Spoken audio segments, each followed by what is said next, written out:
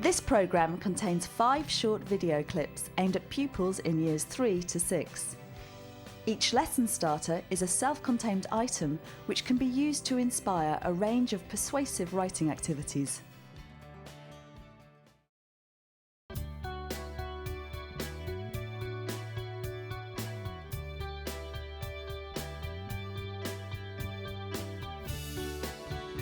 I think school uniform is a good idea because people would know that you're from a school and you can be proud of your school. If you're like in a museum and you're lost, but you have school uniform on, they know you're a part of a school. When I'm with my friends and I'm wearing the same thing, I feel safe. If you choose school uniform, it's much quicker, but if you spend loads of time choosing your own clothes, you'll probably be late for school. Some people can't afford really nice clothes. People might not be as rich as other people, so they might just wear scruffy clothes and people might make fun of them.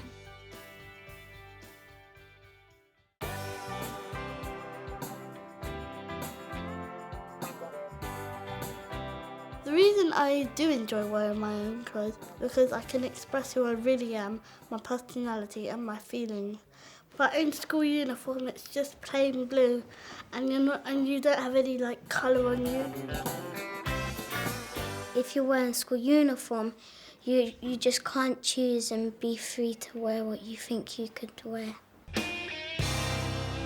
I chose this top because it's a really nice top, and my jeans, they're my favourite jeans, and my shoes.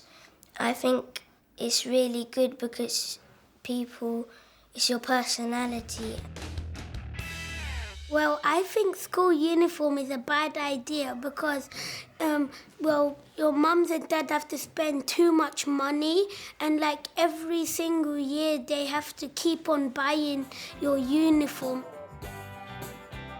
When you wear your jeans and your t-shirt, you feel like you're more at home, and you don't have to worry about if you get your jumper messy or something like that.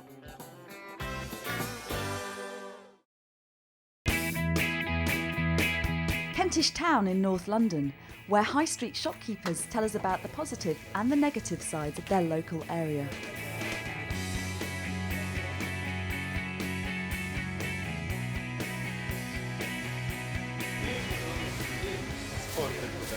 Kentish Town is really a town, and it's got a sense of togetherness. When you are in town, you know almost everybody, even if you don't say hello to them, and if you are not friend with them, but you know that they are from Kentish Town, and there is still a very strong sense of community. It's mainly private shops, that's in my opinion. If you look in Kentish Town Road, it's very few chains in Kentish Town Road. There isn't the big shops you can find in every single high street. I lived in Kentish Town for about 25 years. You can come for everything. You can come to buy your daily need, your fruit stalls, fish shop, butcher shop, pharmacies, shoe repairers, key cutters, DIY, whatever you name it, we have on the high road.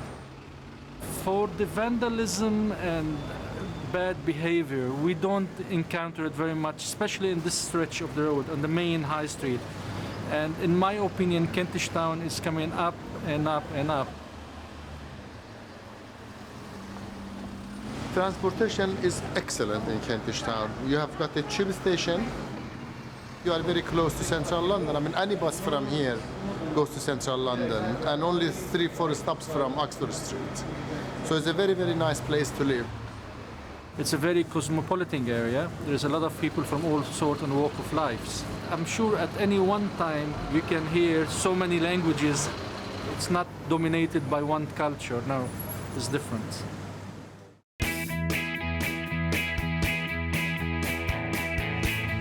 The area's gone downhill. There's a lot of shops that have shut. I mean, originally we had 7 shoe shops, 6 dress shops. Now it is nearly all restaurants.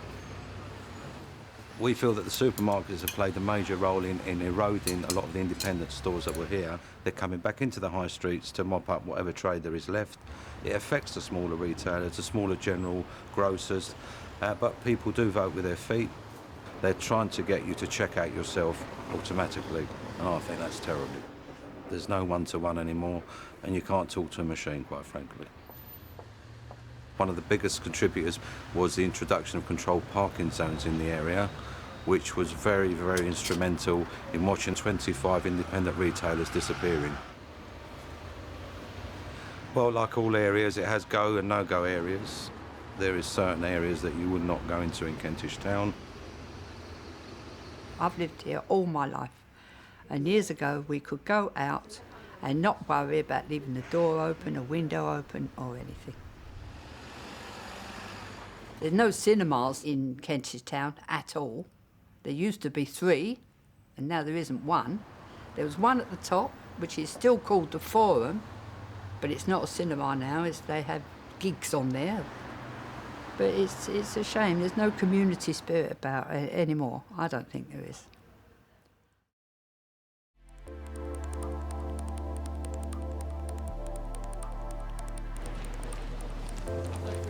Young campaigners from an NHS smoking awareness group hand out leaflets outside a busy London station.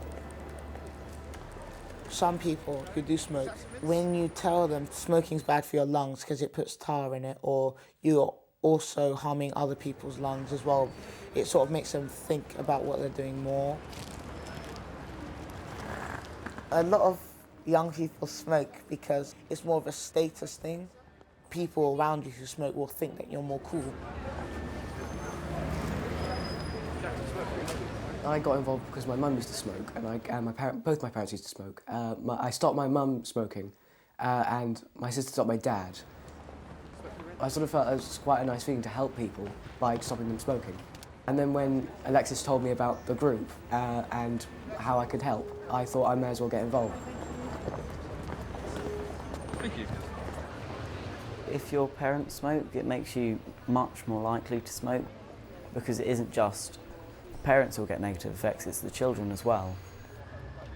Up to 17,000 children under 5 are taken to hospital every year with smoking-related illnesses. With tobacco products such as cigarettes, they're so addictive because of the nicotine in it. The body craves the nicotine, and the more you smoke, the harder it is to give up. In cigarettes, there are over 4,000 chemicals per cigarette. Once you've burnt a cigarette, it releases more and more chemicals. So you get other substances like tar. They think that's now inside your body after just one cigarette. It's really awful. And it's just giving people like the knowledge about these facts that makes them less likely to want to smoke. Stop Smoking advisor Sarah Morris briefs the team on their next task, counting cigarette butts to work out the number of smokers in a particular area. And then we'll come back in a couple of weeks and see if it's decreased and see if we've made an impact. Okay? All right, let's go.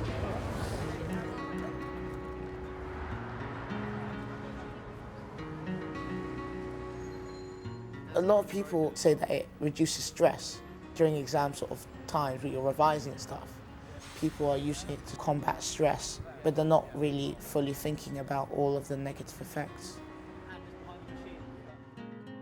One of the things I get from being part of this group is that you sort of get a sense of accomplishment, thinking of ways to help. There's always that sort of sense of I've done my part for like society almost.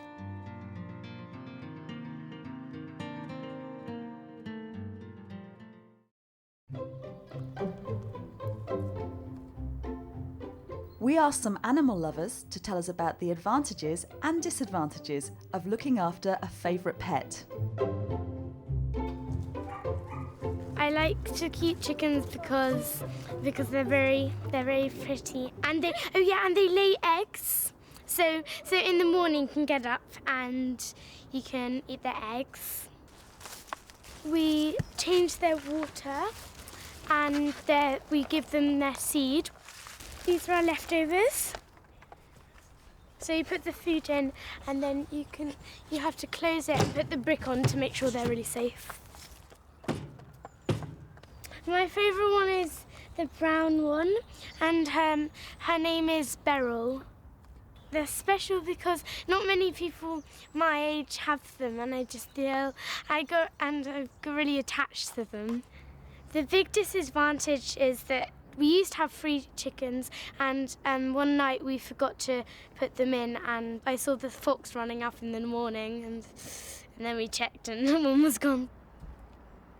It was sad because she was a really pretty chicken. These are yellow-bellied terrapins. They're called so because their bellies are completely yellow. They're mostly meat eaters, but they'll eat pretty much everything we put in there.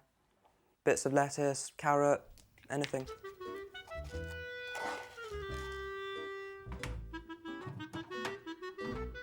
They do really funny things. They push each other around, so they're good fun to look at.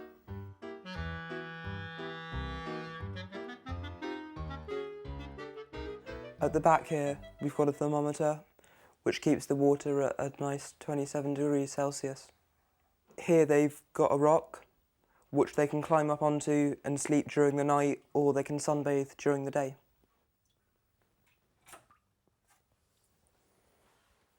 This one here is our male terrapin. You can tell because he's got nice long claws here. They're such fun because they always make me laugh. Whenever I'm bored, I'll just come down and look at them and they cheer me up. The downside is that they eat a lot, so they grow really fast. We're on our 3rd tank because they've grown so quickly. And new tanks are very expensive. This is Dizzy. She's a very nice hamster. Very, very cuddly. She's very cute and she is very friendly. She doesn't bite at all. But mostly she loves her ball that she likes to roam around in. So I normally put her in here while I'm cleaning the cage.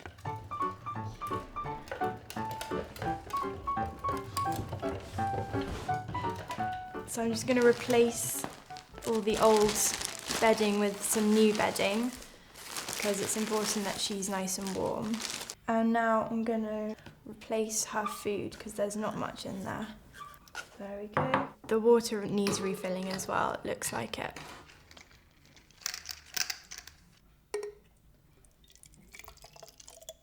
She's quite acrobatic. I think she just does this for fun. I think it's quite incredible how she grips on with her little claws. The main disadvantage is that she's nocturnal, so she just keeps us up all night, really. I mean, we have to take away her wheel because it squeaks when she runs on it, even though she loves it. We have to take it off in the night because it just keeps us up, really. And also, she's not awake in the day, so unless we wake her, we don't really get to see much of her.